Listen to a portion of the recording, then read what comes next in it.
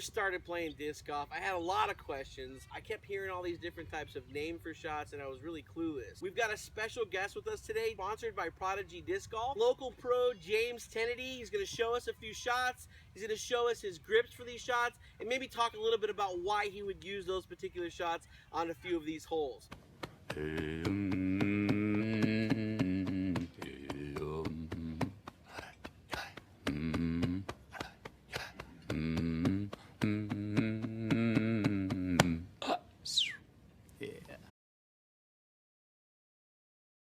So what's super important whenever you come up to a hole is weighing your options, right? That's how you have to attack a hole.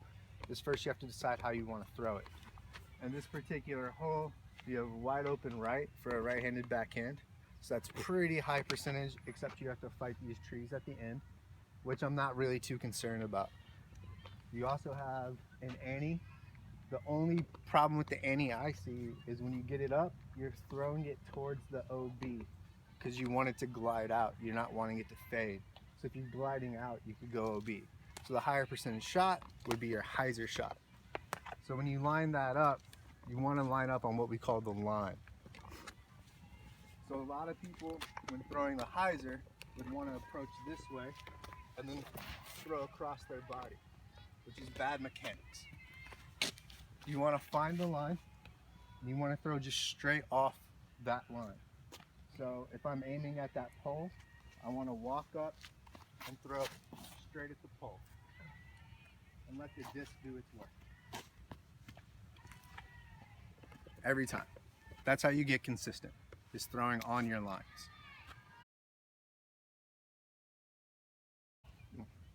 So for this shot, it's not very far. I want to use a controlled power grip. So basically it's a modified, I use the one finger out. Some people go complete fan grip, and then that's power. I use a modified power for controlled power grips.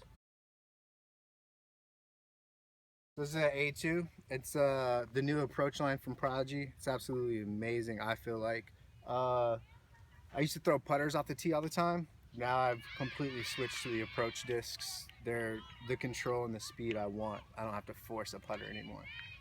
So basically, A2 is nice and stable. I'm gonna throw it flat and let it hyzer in and skip in between the trees and land at the bucket.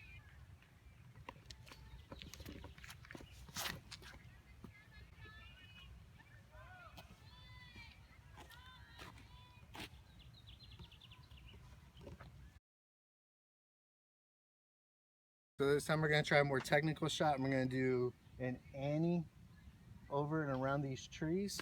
Try to put it up there. This is the A4, brand new dip.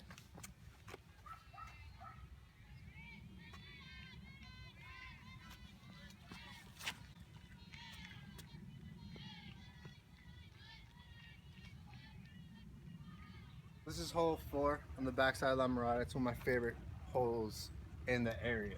So we have a river that runs through that plays OB right to protect the next tee pad. And then our basket is way down yonder on an island.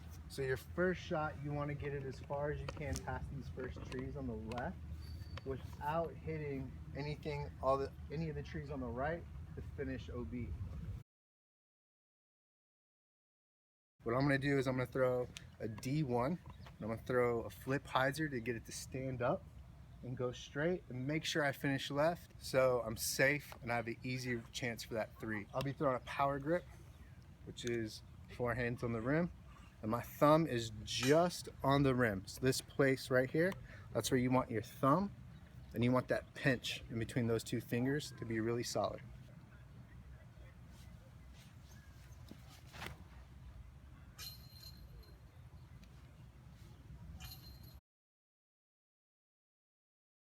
We just got to the first lie of a hyzer flip, and I'm underneath the tree and I have a low ceiling.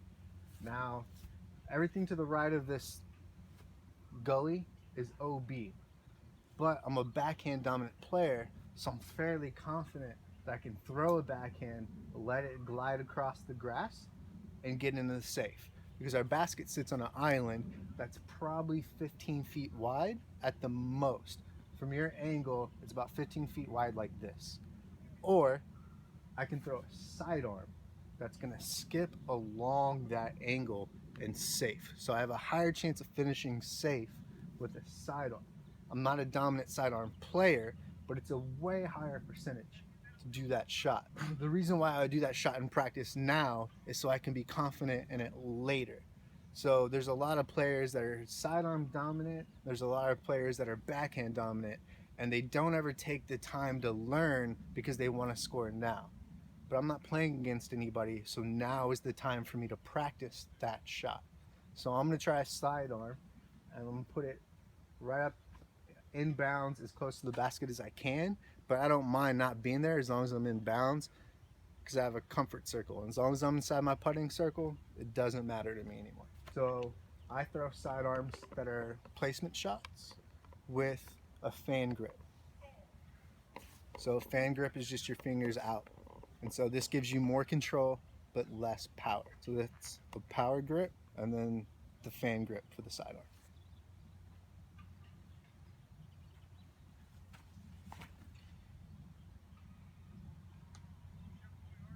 The day I learned to throw a forehand is I was complaining to a local pro in Nashville named Rodney Goad, who's one of the best sidearm players I've ever met. I was like, hey man, I would love to throw a forehand on this hole, but I can't throw a forehand. And he said, well, why can't you? And since that day, I've been able to throw a forehand. And it was just that mental grasp. That and Nate Perkins whooped up on me 2 tournaments in a row throwing his sidearms. And so I went home to Nashville and just practiced sidearms for a month until I was good and confident in it. Thank you, Perkins. It's Nathan's shot. I'm gonna teach y'all this, so if you ever have to play against him, you can do it. So what he's mastered is basically the upshot with his Firebird or H1. So the good thing about having a forehand upshot is you never have to look away from the target. You can see it the whole time and you can control it. So we use the stability of the disc by forcing it to the left and knowing it's just going to fall back because the disc is stable enough to hold it.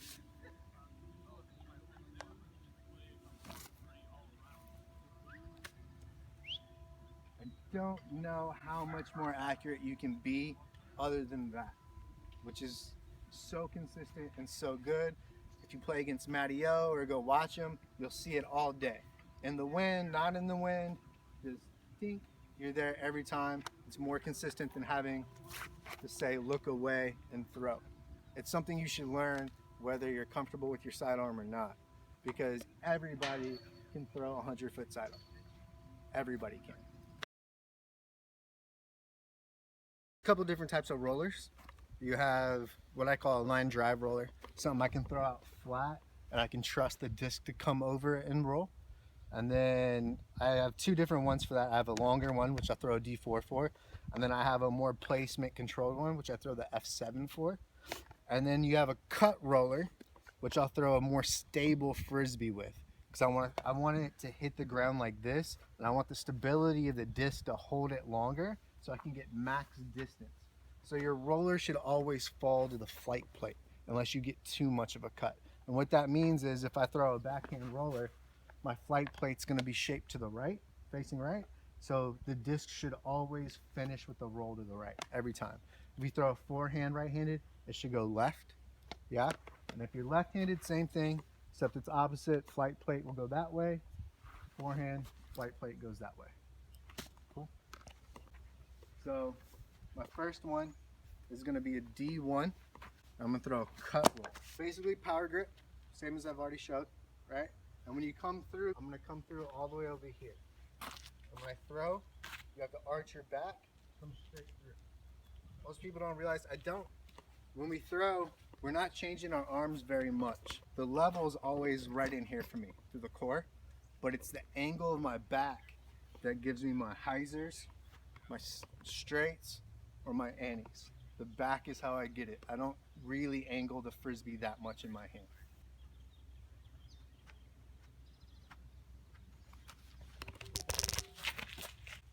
I'm going to throw with a little bit of hyzer, and I just trust this disc to go out and turn and drop.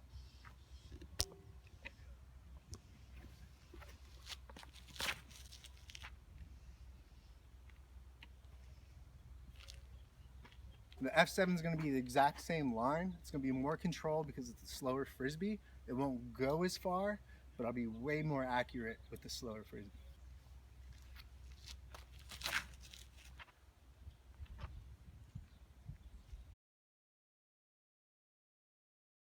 So on this, we're going to demonstrate a thumber. So basically, I've always been called a pistol grip. So it sits just, you can either pull your finger out or you can cock it on the knuckle right there. But it just sits right here on your hand. Pretty easy. Thumb on the inside. So basically, when you throw a thumber, I aim probably 10 to 20 feet to the right of my target because I know my disc is going to swoop that much to the left before it falls straight down. So this shot's you typically use to get out of trouble or go over an obstacle. But if you get to a spot where, say, your thumber or your hyzer is your predominant hand, but you have trees right here, so you don't trust you can get there on the angle you want, then you throw a thumber to just land right on top of it. F1.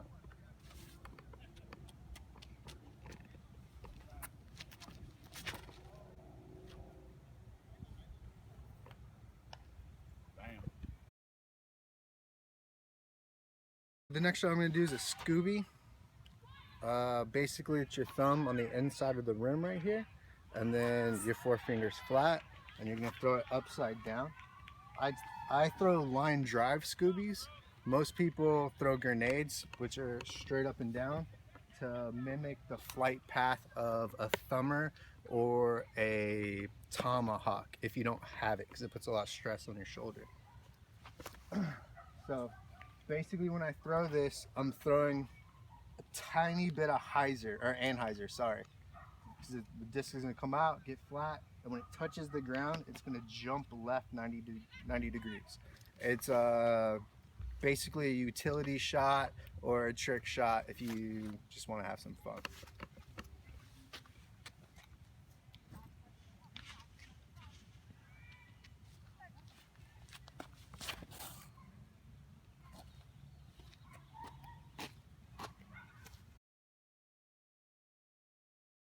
So this will be the grenade. It's a thumber option or a tomahawk option, just in case you don't have it, like I don't. And we're just gonna throw it straight up, see what happens.